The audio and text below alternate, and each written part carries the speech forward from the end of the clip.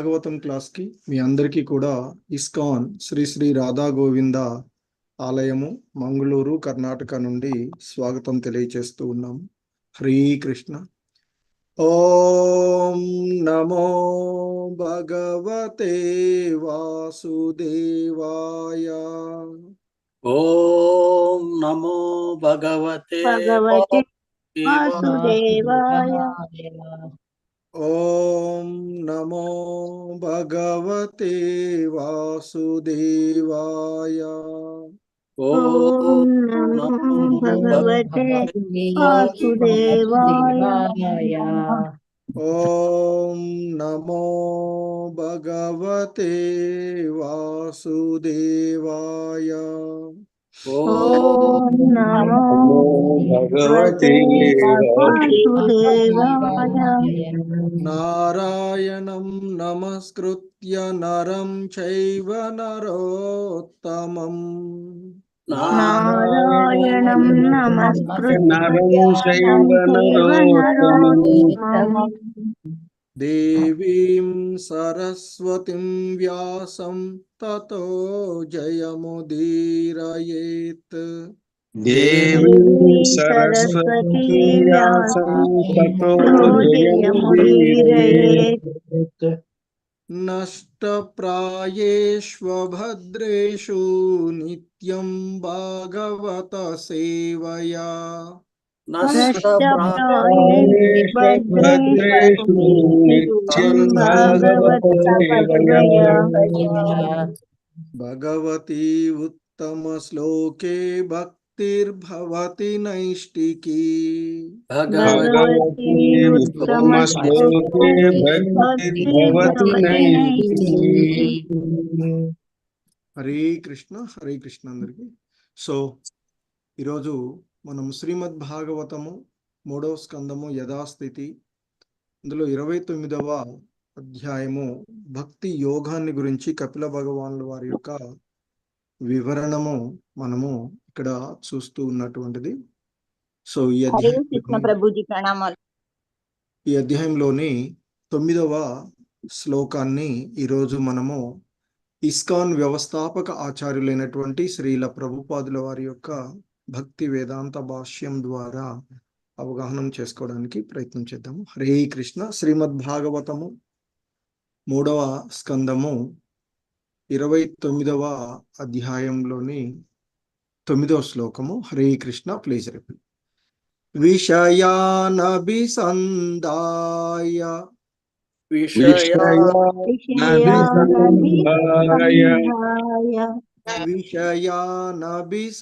విషయానభిసందాయ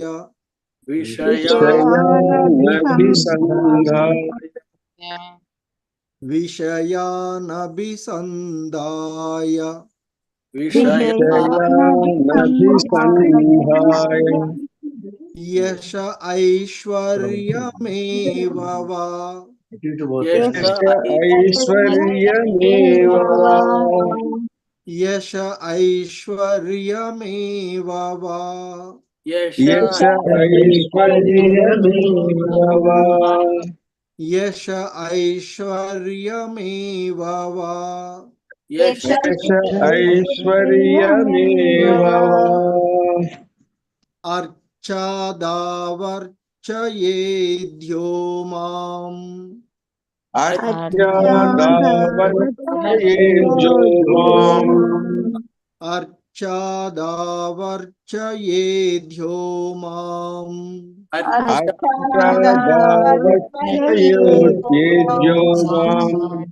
అర్చాదావర్చయేద్యో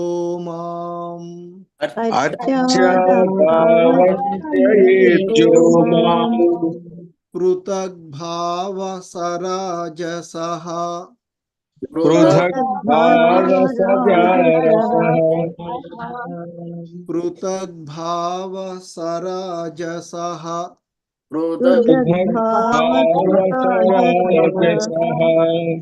పృథగ్భావ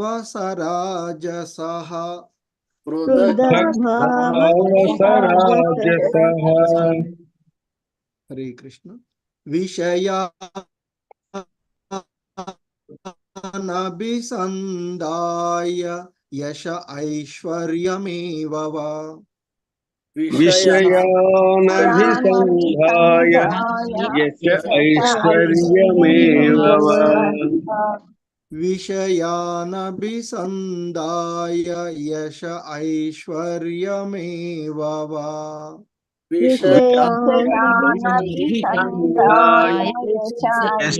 ఐశ్వర్యమేవ వా.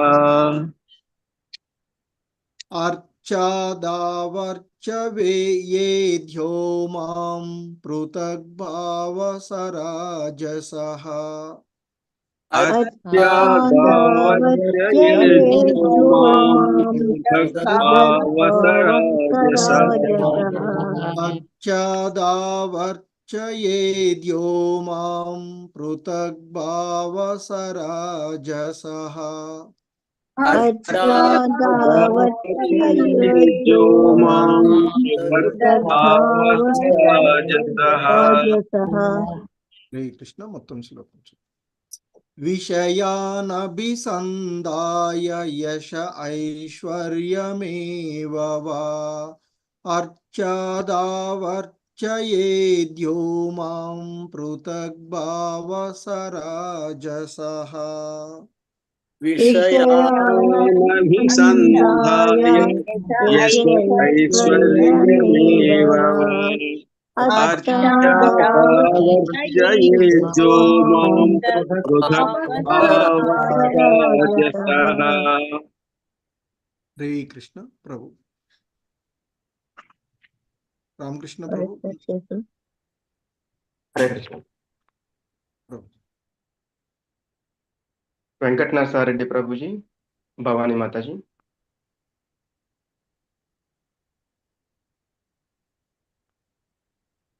భవానీ మాతాజీ. హరే కృష్ణ ప్రభుజీ, ప్రణామాలు. హరే విషయానభిసంధాయ యశ ఐశ్వర్యమేవ వా. అర్చాదావర్చయేధ్యో మాం పృథగ్భావసరాజసః. హరే కృష్ణ ప్రభు. హరే కృష్ణ ప్రభుజీ. విషయానభిసంధాయ యశ ఐశ్వర్యమేవ వా. అర్చాదావర్చయేధ్యో మాం పృథగ్భావసరాజసః. హరే కృష్ణ. శశికళ మాతాజీ, భాస్కర్ హరే ప్రభుజీ. కృష్ణ ప్రభు. విషయానభిసంధాయ యశ ఐశ్వర్యమేవ వా. అర్చాదావర్చయేధ్యో మాం పృథగ్భావసరాజసః. ధన్యవాదాలు ప్రభు. హరే కృష్ణ. హరే కృష్ణ ప్రభుజీ. విషయానాభిసంధాయ యశ ఐశ్వర్యమేవ వా. అర్చాదావర్చయేధ్యో మాం పృథగ్భావసరాజసః. హరే కృష్ణ ప్రభుజీ. హరే కృష్ణ. హరే కృష్ణ. శ్రీదీప మాతాజీ, రామకృష్ణ శాస్త్రి ప్రభుజీ. హరే కృష్ణ ప్రభుజీ, ప్రణామాలు. విషయానభిసంధాయ యశ ఐశ్వర్యమేవ వా. అర్చాదావర్చయేధ్యో మాం పృథగ్భావసరాజసః. హరే కృష్ణ. ప్రణామాలు ప్రభుజీ. హరే కృష్ణ. విషయానభిసంధాయ యశ ఐశ్వర్యమేవ వా. అర్చాదావర్చయేధ్యో మాం పృథగ్భావసరాజసః. Hare Krishna. Hare Krishna. Hare Krishna. Okay okay Prabhuji. Okay ప్రభు. హరే కృష్ణ. సో ఈ శ్లోకంలో ఉన్నటువంటి పదాల యొక్క అర్థాలను చూద్దాము. హరే కృష్ణ. విషయాన్ విషయాన్ ఇంద్రియార్థములు, ఇంద్రియార్థములు అభిసంధాయ అభిసంధాయ లక్షించి, లక్షించి యశః యశః యశస్సు, యశస్సు ఐశ్వర్యం ఐశ్వర్యం ఐశ్వర్యము, ఐశ్వర్యము ఏవా ఏవా నిక్కముగా, నిక్కముగా వా లేక లేక అర్చ ఆదౌ అర్చాదౌ దేవతామూర్తుల అర్చనమునందు దేవతామూర్తుల అర్చనమునందు అర్చయేత్ అర్చయేత్ అర్చింపవచ్చును. అర్చింపవచ్చును. యహ యహ ఎవడైతే ఎవడైతే మాం మాం నన్ను నన్ను పృథగ్భావః పృథగ్భావః భేదబుద్ధి కలవాడు భేదబుద్ధి కలవాడు సహ సహ అతడు అతడు రాజసః రాజసః రజోగుణమునందు రజోగుణమునందు ఈ కృష్ణ విషయ భోగము యశస్సు ఐశ్వర్యముల ఎడ వాంఛతో భేదబుద్ధి కలవాడు చేసే మందిరమందలి దేవతార్చనమును రజోగుణ భక్తి అనబడును. హరే కృష్ణ. Please repeat.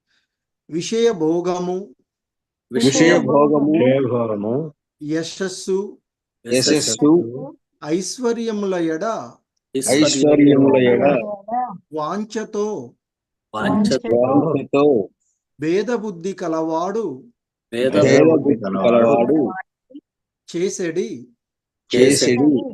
మందిరమందలి దేవతార్చనము రజోగుణ భక్తి అనబడును. హరే కృష్ణ. సో ది భావము పై శ్రీల ప్రభుపాదుల వారు. సో భాష్యం.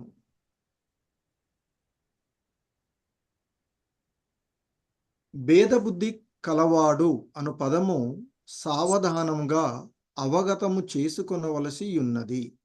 దీనికి గల సంస్కృత పదములు భిన్న దృక్ మరియు పృథగ్భావ అనునవి. అంటే భగవానుని ఇష్టమునకు తన ఇష్టము భిన్నంగా నున్నవాడు భేదబుద్ధి కలవాడు అనబడును. మిశ్రమ భక్తులు అంటే రజస్తమో గుణములందున్న వారలు భగవానుని ఇష్టము భక్తుని కోరికలను తీర్చుటయేనని తలతురు. తమ ఇంద్రియ భోగార్థము ఎంత వీలైతే అంతగా భగవానుని నుండి వరదానమును పొందుట అట్టి భక్తుల అభీష్టము.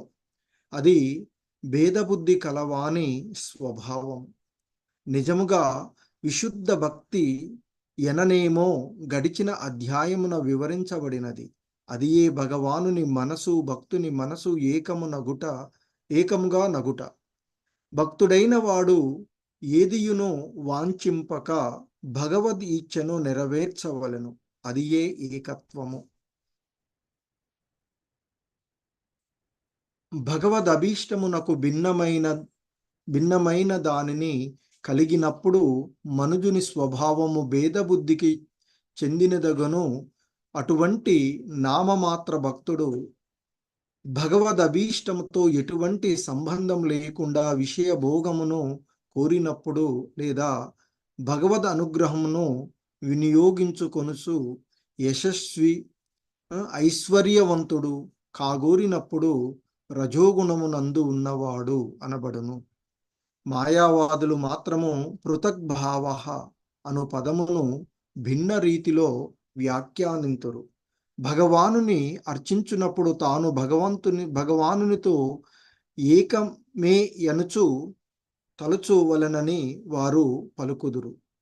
ఇది గుణమయమై ఉండి కలుషితమైనట్టి భక్తి. జీవుడు భగవానుడితో ఏకమనడి భావన తమోగుణ ప్రధానమైనది. నిజమునకు ఏకత్వమనున్నది అభీష్టముల ఏకత్వముపై ఆధారపడినట్టిది. దేవదేవుని పక్షమున పనిచేయుట కన్నను అన్యమగు ఇష్టమును విశుద్ధ భక్తుడు కలిగియుండడు. మనుజుడు లేశమాత్రపు స్వీయ అభీష్టమును కలిగియున్నను అతని భక్తి త్రిగుణ మిళితము కాగలదు. హరే కృష్ణ. జగద్గురు శ్రీల ప్రభుపాదులకి జై. సో ఇది శ్రీల ప్రభుపాదుల వారి యొక్క భాష్యము ఈ శ్లోకమునకు ఇవ్వబడినటువంటిది. హరే కృష్ణ. జగద్గురు శ్రీల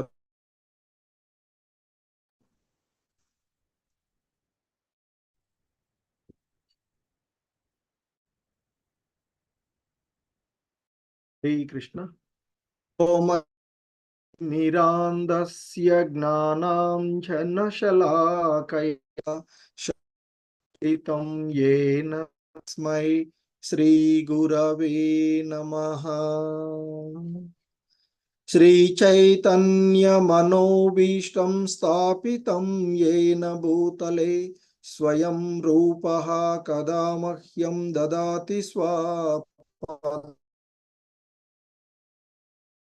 శ్రీ గురు శ్రీయుత కమలం శ్రీ గురూన్ వైష్ణవాంశ శ్రీరూపం సాగ్రజాతం సహగణ రఘునాథాన్వితం తం సజీవం సాద్వైతం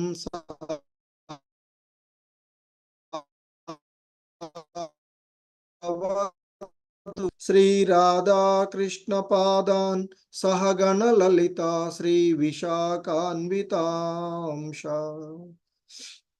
నమో ఓం విష్ణు పాదాయ కృష్ణ ప్రేష్టాయ భూతలే శ్రీమతే భక్తి వేదాంత స్వామినితి నామినే. నమస్తే సారస్వతీ దేవే గౌరవాణి ప్రచారిణి నిర్విశేష శూన్యవాది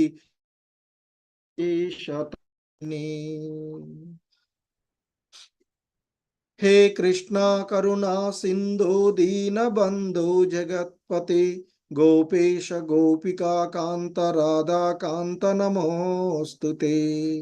తప్త కాంచన గౌరాంగీ రాధే బృందావనేశ్వరి వృషభానుసుతే దేవి ప్రణమామి హరి ప్రియే. వాంఛాకల్పతరుభ్య ఏవ చ పతితానాం పావనేభ్యో వైష్ణవేభ్యో నమో నమః. జయ శ్రీ కృష్ణ చైతన్య ప్రభు నిత్యానంద శ్రీ అద్వైత గదాధర శ్రీవాసాది గౌర భక్త బృంద. హరే కృష్ణ కృష్ణ కృష్ణ హరే హరే హరే రామ రామ రామ హరే హరే. హరే కృష్ణ కృష్ణ కృష్ణ హరే హరే హరే రామ రామ రామ హరే హరే. హరే కృష్ణ. సో మనము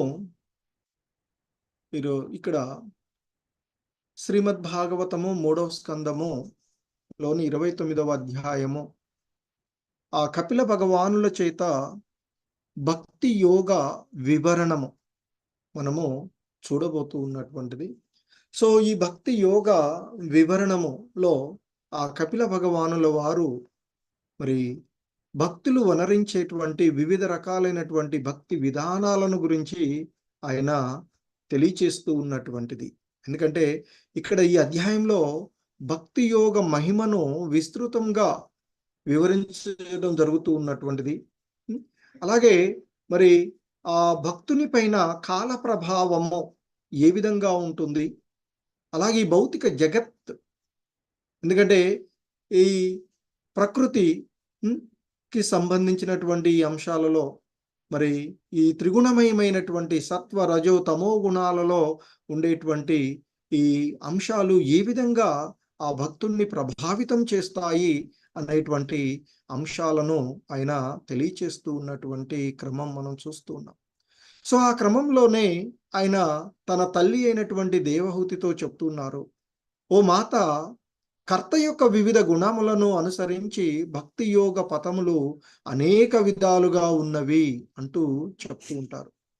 సో మనకి శ్రీల ప్రభుపాదులు వారు భాష్యంలో వచ్చి ఇంకా ముందు వచ్చి చెప్తుంటారు, ఈ భక్తి విధానాలు భక్తి మార్గాలు 81 రకాలుగా ఉన్నవి అని చెప్తారు. అంతకుముందు చెప్పినటువంటి నవవిధ భక్తి మార్గం ఏదైతే ఉందో అది 3 రకాలుగా విభజించబడుతుంది.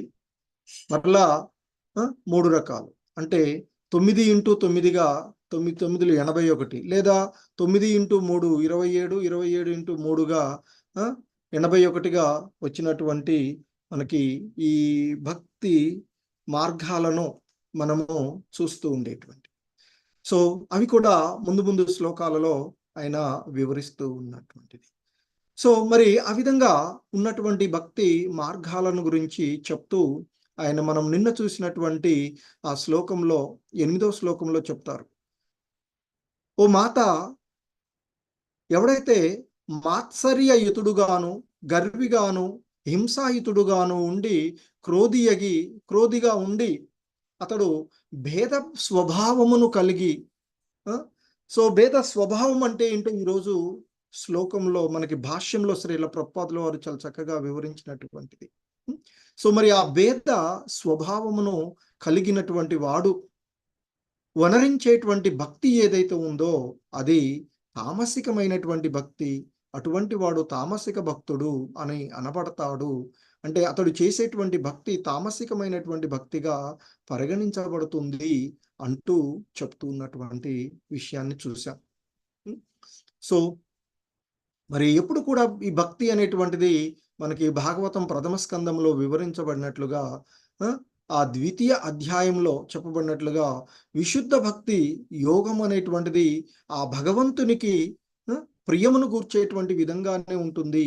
అదే ఆ జీవుడి యొక్క నిజమైనటువంటి విశుద్ధ స్థితి అంటూ చెప్పినటువంటి విషయాన్ని మనం చూసాం. మరి ఆ విధమైనటువంటి విశుద్ధమైనటువంటి భక్తి యోగాన్ని అనుసరించడానికి ఈ బద్ధ స్థితిలో ఉన్నటువంటి జీవుడు భక్తి యోగమునందు నెలకొనడానికి గురువును ఆశ్రయించాలి అనేటువంటి విషయాన్ని ఆయన మనకి భాష్యంలో చెప్పినటువంటిది. సో ఆ విధంగా తమోగుణ ప్రభావంతో ఉండేటువంటి భక్తి గురించి చెప్పిన తర్వాత ఆయన ఇక ఈ శ్లోకంలో 9వ శ్లోకంలో రజోగుణ భక్తి లేదా రజోగుణ భక్తుడు అనేటువంటి విషయాన్ని చెప్తున్నారు. విషయానభిసందాయ యశ ఐశ్వర్యమేవ వా అర్చాదావర్చయేద్యో మాం పృథగ్భావ సరాజసః. సో ఇక్కడ ఆయన ఇక్కడ చెప్తున్నారు, విషయానభిసందాయ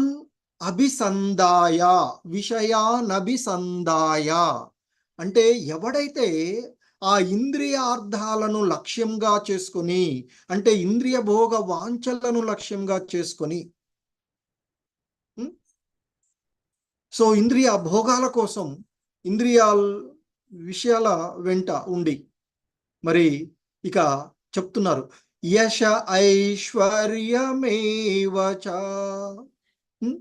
సో యశ అంటే యశస్సు కోసము, ఐశ్వర్యం కోసము, మరి ఇక అర్చ ఆదౌ అంటూ చెప్తున్నారు, దేవతామూర్తుల అర్చనమునందు నిమగ్నం అవ్వడము.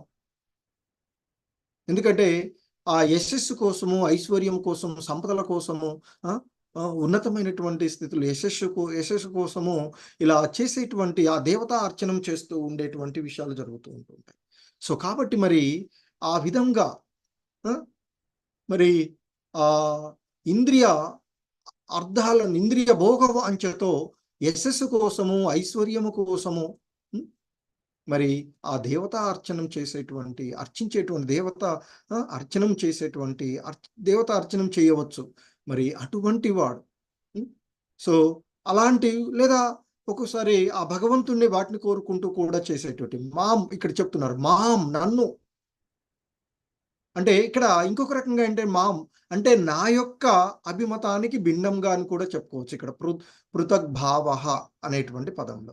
సో కాబట్టి మరి అంటే నన్ను, పృథగ్భావ భేద బుద్ధి కలవాడు అంటే భగవంతుని యొక్క విచ్చకు భిన్నంగా ఆలోచిస్తూ వారు ఎవరైతే చేస్తున్నారు అంటే ఇంద్రియ భోగ వాంఛలతో విషయ భోగము, ఇక్కడ ఇంద్రియార్థములను లక్షించి, అదే ఇక్కడ మనకి శ్రీల భావంలో విషయ భోగము కోసం అంటే ఇంద్రియార్థముల యొక్క వాటిని తృప్తిపరచడం కోసం, అలాగే యశస్సు కోసం, ఐశ్వర్యముల కోసం ఎవడైతే ఆలోచిస్తూ వాటిని కావాలని కోరుకుంటూ మరి అటువంటి వాంఛతో భేద బుద్ధి కలిగినటువంటి వాడు. ఎందుకు భేద బుద్ధి అంటున్నారంటే, మరి భగవంతునికి యొక్క ఆయన యొక్క అభిమతం ఇవి ఆ విషయ భోగాలను ఇంద్రియాలను తాను భోగించడం కాదు, భగవంతుని కొరకు ఉపయోగించాలి. ఆ యశస్సు అవన్నీ ఐశ్వర్యాలు అవన్నీ కూడా భగవంతుడు ఇస్తాడు, వారు కోరుకోవాల్సిన అవసరం లేదు. సో మరి అదే ఇక్కడ చెప్తున్నటువంటి అలా భేద బుద్ధి కలిగేవాడు చేసడి మందిరమందలి దేవతార్చనము.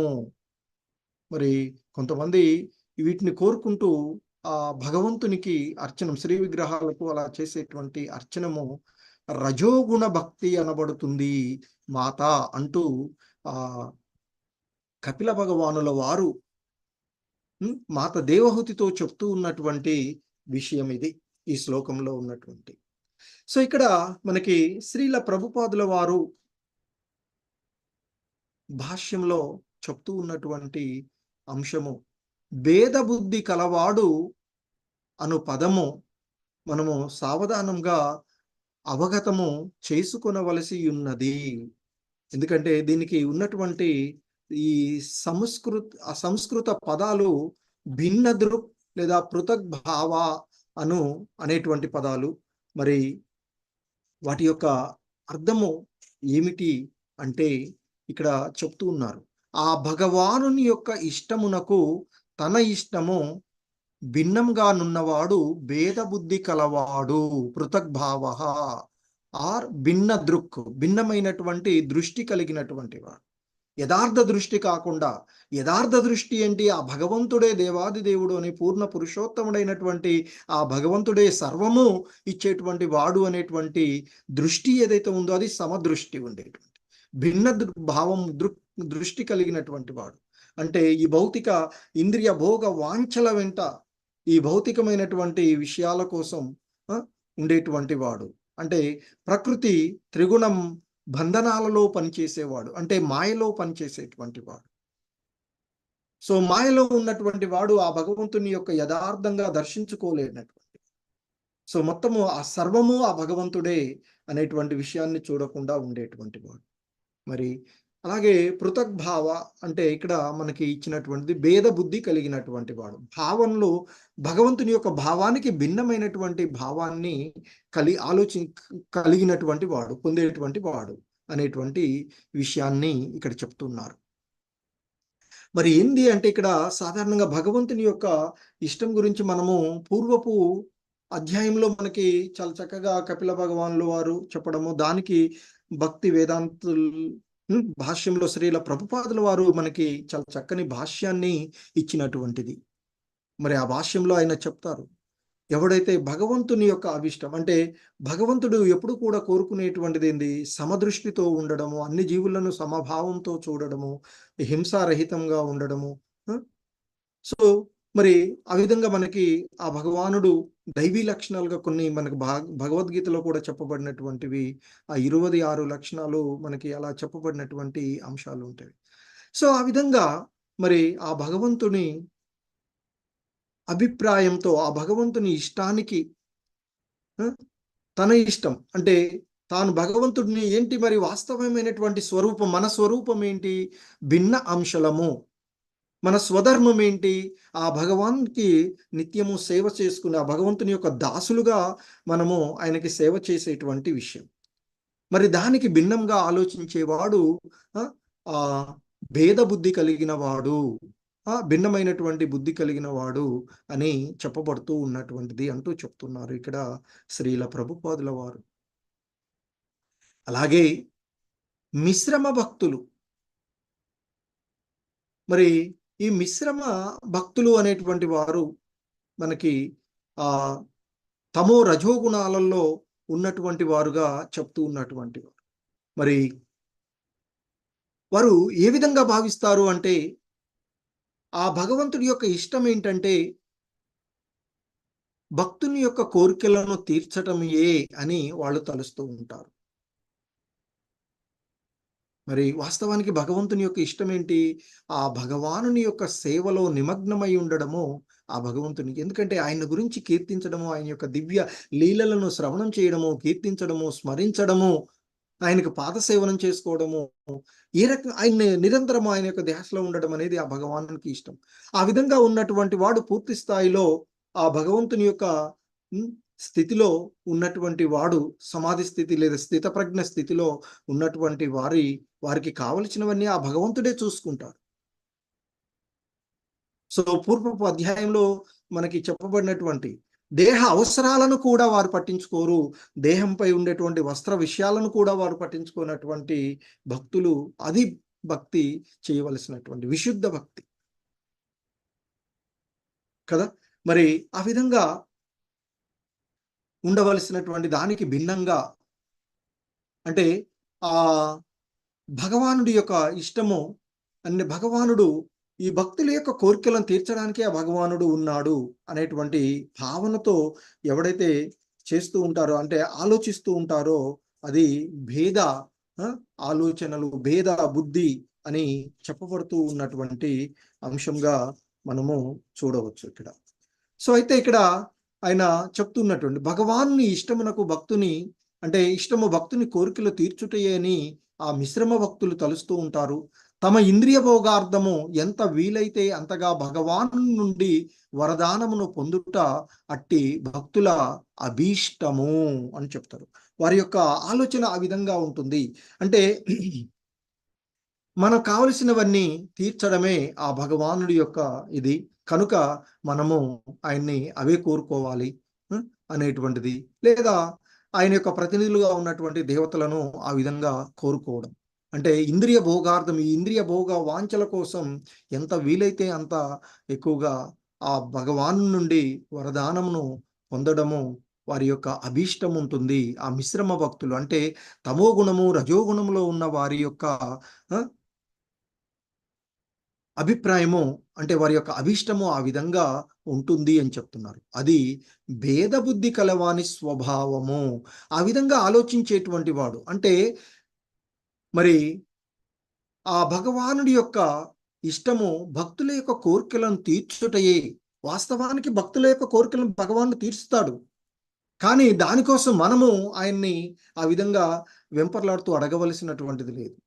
ఆయనకు భక్తి సేవ చేసుకుంటూ పోతే తన సేవకుడికి ఏం కావాలనో అది తీర్చవలసినటువంటి బాధ్యత తన యజమానికి ఉంటుంది.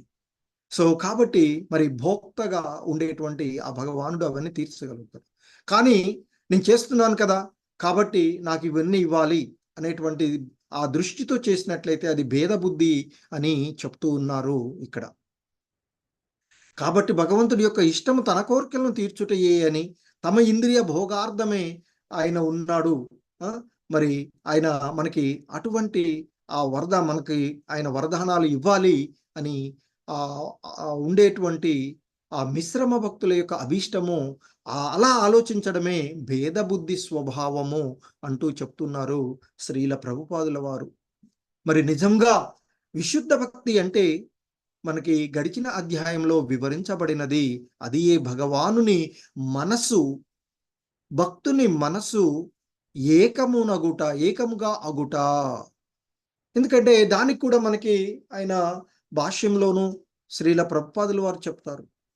మొదట భగవద్గీతలో మనం చూసినట్లయితే మొదట ఆ అర్జునుడి యొక్క మనసు భిన్నంగా ఆలోచిస్తుంది భగవానుడి యొక్క మనసు. భగవానుడు ఏం చెప్తున్నాడు? ఓ అర్జున యుద్ధం చెయ్యి అంటాడు. ఇలాంటి పాడుబుద్ధి నీకు ఎలా పుట్టిందయ్యా?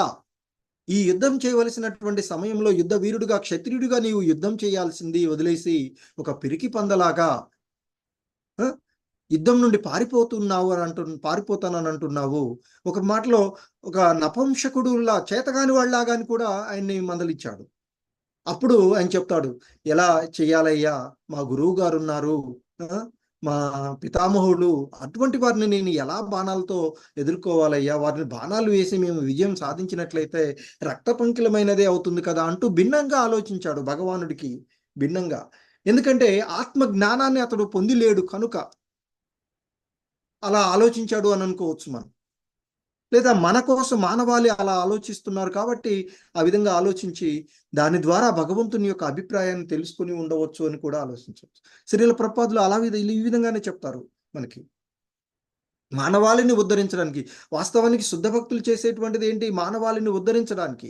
ఇక్కడ దేహౌతి కూడా అడుగుతూ ఉన్నారు, భక్తి యోగముల గురించి విస్తారంగా వివరించవయ్యా, అది నా కొరకు మరియు మరి పతితమైనటువంటి బద్ధ జీవుల కొరకు ఎంతో ఉపయోగపడుతుంది, కాలాన్ని గురించి ఇవన్నీ కూడా వివరించు అంటూ ఆమె అడిగినటువంటి విషయాన్ని చూసాం మనం. సో మరి అర్జునుడు కూడా అదే విధంగా అలా అక్కడ ఆ విధమైనటువంటి తన అభిప్రాయం అంటే జనసామాన్యం కోసం చెప్పి ఉండవచ్చు కూడా. సో మరి ఇక్కడ మనకి నిజమైనటువంటి విశుద్ధ భక్తి అంటే గడిచిన అధ్యాయంలో చెప్పబడింది. తానేమీ కూడా ఈవెన్ తన దేహము యొక్క అవసరం, తన దేహం ఏ విధంగా పనిచేస్తుందో కూడా చూడకుండా చేసేటువంటిదే భక్తుడి యొక్క, శుద్ధ భక్తుడి యొక్క ఇది అని చెప్తారు. దానికే మనకి రూపగోస్వాముల వారు కూడా ఆ విశుద్ధ భక్తి మనం ఊరిక చెప్పుకుంటూ ఉంటాం, అది అన్యాభిలాషిత శూన్యం. మనిషి ఎప్పుడు కూడా తనకు అనుకూలంగా కామ్యకర్మల ద్వారా కానీ తాత్విక కల్పనల ద్వారా కానీ భౌతిక లాభాపేక్ష లేకుండా చేయాలి అని చెప్తారు. అది జ్ఞానమైన కర్మమైన ఏదైనా కానీ ఏం చేయాలి ఆయన ఇక్కడ ఆనుకూల్యేన కృష్ణానుశీలనం, కృష్ణుడికి ఇష్టమైనటువంటి, కృష్ణుడికి అనుకూలమైనటువంటి, కృష్ణుడికి ప్రియమను చేకూర్చేటువంటి, కృష్ణుడికి ముదము చేకూర్చేటువంటి విధంగా ఆయన సంతోషించే విధంగా అని మనం ప్రయత్నం చేయాలి అని చెప్తారు. అందుకే ఇక్కడ ఆనుకూలేన కృష్ణానుశీలనం, కృష్ణుడికి, ఆ కృష్ణ భగవానుడికి మరి అంటే మన యొక్క భౌతిక ఆపేక్ష లేకుండా ఇతరుల గురించి ఏమీ ఇతరమైన అన్యాభిలాషిత శూన్యం, ఇతరమైనటువంటి ఈ భౌతికమైనటువంటి వాటి గురించి కామ్యకర్మల ద్వారా తాత్వికమైనటువంటి ఈ భౌతికమైనటువంటి ఫలాపేక్ష ఏది కూడా లేకుండా ఆ దేవదేవుడైనటువంటి శ్రీకృష్ణునికి ఆయనకి అనుకూలంగా ఆయన మేరకు ఆయన ఇష్టానుసారంగా మరి సేవ చెయ్యాలి, అదే విశుద్ధ భక్తి అంటూ చెప్తున్నటువంటిది. సో మరి అదే ఇక్కడ మనకి శ్రీల ప్రభుపాదుల వారు కూడా గడిచిన అధ్యాయంలో మరి ఆయన ఇది మనకి అశుద్ధ భక్తి అనేటువంటి విశుద్ధ భక్తి అంటే ఏమిటో గడిచిన అధ్యాయంలో వివరించారు. అదే మరి భగవానుని యొక్క మనసు, భక్తుని యొక్క మనసు ఏకమగుట. సో చివరికి అర్జునుడు విశుద్ధ భక్తిని ప్రదర్శించినట్లుగా ఉంటుంది మనకి. ఎందుకంటే ఆయన మరి చివరికి అడుగుతాడు కృష్ణ భగవానుల వారు అర్జున్ని, ఓ అర్జున, అజ్ఞానం వల్ల నీలో కలిగిన మోహమంతా తొలగిపోయిందా? అంటే ముందు నీవు శ్రద్ధగా విన్నావా అని అడుగుతాడు. విన్న తర్వాత మరి ఇదంతా విన్న తర్వాత నీలో ఉండే అజ్ఞానం అంతా తొలగిపోయిందా అని అడుగుతాడు. ఎందుకంటే ఈ దివ్య జ్ఞానాన్ని నీవు సరిగా అవగాహన చేసుకుంటే, చాలాసార్లు చెప్తారు, ఈ దివ్య జ్ఞానాన్ని నీవు సరిగా అవగాహన చేసుకుంటే ఈ భౌతిక ప్రపంచంలో నీకేది కూడా మిగిలి ఉండదు, ఇక తెలుసుకోవాల్సింది ఏదీ ఉండదు, కష్టాలంటూ ఏవి ఉండవు అంటూ కూడా చెప్పినటువంటి విషయం. సో అందుకే ఆయన ఆ విధంగా అడిగి మరి అంటారు, మరి మోహం తొలగిపోయింది, విన్నావా శ్రద్ధగా? మోహం తొలగిపోయిందా అంటే నీ యొక్క కరుణ చేత, నీ యొక్క బోధనల చేత నాలో కలిగిన మోహమంతా తొలగిపోయింది అంటూ చెప్తాడు. తొలగిపోయింది అనడమే కాకుండా, తొలగిపోయింది కాబట్టి ఇప్పుడు నా ఇష్టానుసారంగా నేను ఆలోచించి చేస్తాను అని చెప్పలే, నీ అభీష్టము మేరకు నీ ఇష్టానుసారంగా నేను ఇప్పుడు కర్మలు ఆచరించడానికి సిద్ధంగా ఉన్నాను అంటూ చెప్తాడు అర్జునుడు. సో అంటే ఇక్కడ ఆ భక్తుని యొక్క మనసు భగవానుని యొక్క మనసు, భగవానుని యొక్క అభిష్టం మేరకు ఏకమవ్వడమే ఏకత్వము అని చెప్తారు. అంతేకాని ఈ ఆత్మ పోయి జ్యోతిలో లీనమవ్వడము అది ఏకత్వము, అలే ఇంక చేయవలసినవి ఏమీ ఉండవు అనేటువంటిది ఏకత్వం కాదు, మాయావాదులు భావించే విధంగా కాదు అని కూడా మనం పూర్వపు భాష్యాల్లో చూసాం. భక్తుడైన వాడు ఏదియును వాంఛింపక భగవద్ ఇచ్ఛను నెరవేర్చవలెను, అది ఏకత్వము.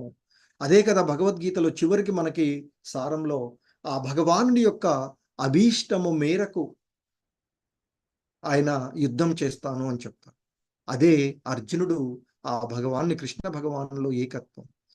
భగవద్ అభీష్టమునకు భిన్నమైన దానిని కలిగినప్పుడు మనుజుని స్వభావము భేదబుద్ధి కలిగినదిగా అవుతుంది. అటువంటి నామమాత్రపు భక్తుడు భగవద్ అభీష్టముతో ఎటువంటి సంబంధం లేకుండా విషయ భోగమును కోరినప్పుడు లేదా భగవద్ అనుగ్రహమును వినియోగించుకొనుచు యశస్వి ఐశ్వర్యవంతుడు కాగోరినప్పుడు రజోగుణము నందున్నవాడు అగును. సో ఇందుకు మనము ఎంతో మందిని చూస్తాము. ఎక్కువగా చెప్పుకునేటువంటి వాడు ధ్రువ మహారాజ్. ఆయన భక్తి చాలా గొప్పగా భక్తి చేస్తాడు. కానీ దేనికోసం చేశాడు? మొదట్లో ఆ రాజ్యాన్ని పొందడానికి, తన తాత కంటే కూడా గొప్ప రాజ్యం, తన తాత తండ్రుల కంటే కూడా గొప్ప రాజ్యాన్ని తాను పొందాలి అనేటువంటి. సో ఆ విధంగా యశస్సును ఐశ్వర్యవంతుడు కాగోరి చేసినప్పుడు ఆ భక్తి రజోగుణ భక్తి అవుతుంది. అటువంటి వాడు రజోగుణ భక్తుడుగా చెప్పబడేటువంటిది. మరి మాయావాదులు మాత్రము పృథగ్భావ అను పదమును భిన్న రీతిలో వ్యాఖ్యానిస్తూ ఉన్నారు. భగవానుని అర్చించినప్పుడు తాము భగవంతునితో ఏకం అనుచు తలచవలనని వారు పలుకుదురు. ఇది గుణమయమై ఉండి కలుషితమైనటువంటి భక్తి. అంటే ఈ గుణాలు ఏమాత్రము ఆపేక్షతో చేసినటువంటి ఇంద్రియ భోగ వాంఛతో, విషయ భోగ వాంఛతో చేసిన అది కలుషితమైనటువంటిదే, గుణమయమైనదే అని చెప్తున్నారు. అంటే త్రిగుణమయమైనటువంటిది, సత్వ రజో తమో గుణాలతో ఉండేటువంటిది. శుద్ధ సత్వం వేరు, మళ్ళీ ప్యూర్. అది కృష్ణలోకంలో చేయబడేటువంటి సేవ, భక్తి. సో ఈ భౌతిక జగత్తులో ఏదైనా ఈ మూడు గుణాలతో కలుషితమై ఉండేటువంటిది, సత్వ రజో తమో గుణాలతో ఉండేటువంటిది. సో అందులో తమో గుణం గురించి పూర్వపు శ్లోకంలో, ఈరోజు శ్లోకంలో రజోగుణ భక్తి మనకి వివరించినటువంటిది. సో ఏ విధమైనటువంటి ఆలోచన కలిగినా అది కలుషితమైనటువంటిదే, గుణమయమైన కలుషితం. అంటే తమో రజోగుణం కలుషితము అని చెప్తున్నారు. జీవుడు భగవానునితో ఏకమనడి భావన తమోగుణ ప్రధానమైనది. నిజమునకు ఏకత్వం అనున్నది అభిష్టముల ఏకత్వముపై ఆధారపడినటువంటిది. అంటే ఏకత్వం అవడం అంటే భగవానుని యొక్క అభీష్టానికి, భగవానుని ఏం వాంఛిస్తూ ఉన్నారో దాని అభీష్టం. అంతేకాని ఆ భగవంతుడితో ఏకత్వము అని కాదు, నేను ఆ భగవానుడి సమానము అని కాదు అని చెప్తున్నారు. ఎందుకంటే ఆత్మ విభాత్మ, అంటే పరమాత్మ వేరు. కానీ ఈ మాయావాదులు చెప్పేది ఏంది? ఆత్మ పరమాత్మలో కలిసిపోయిన తర్వాత ఒకటే అని చెప్తూ ఉంటారు. అది ఎప్పటికీ ఒకటి కాదు, గుణరీత్యా ఒకటి అయినప్పటికీ భిన్న అంశలమే అనే విషయాన్ని మనం ఎప్పుడు తెలుసుకుని ఉండాలి. ఎందుకంటే సాక్షాత్ భగవంతుడే ప్రకటిస్తూ ఉన్నటువంటిది భగవద్గీతలో కూడా, మమైవాంశో జీవలోకే అంటూ ఆయన చెప్పినటువంటి విషయాలు. సో దేవదేవుని పక్షమున పనిచేయుట కన్నను అన్యమగు అభీష్టమును విశుద్ధ భక్తుడు కలిగి ఉండడు. అదే రూపగోస్వాముల వారు చెప్పినట్టు, మనుజుడు లేశమాత్రపు స్వీయ అభీష్టమును కలిగి ఉన్నను, ఏ కొంచెము స్వీయ అభీష్టాన్ని కలిగి ఉన్నా అతని యొక్క భక్తి త్రిగుణ మిళితము కాగలదు అంటూ చెప్తున్నారు.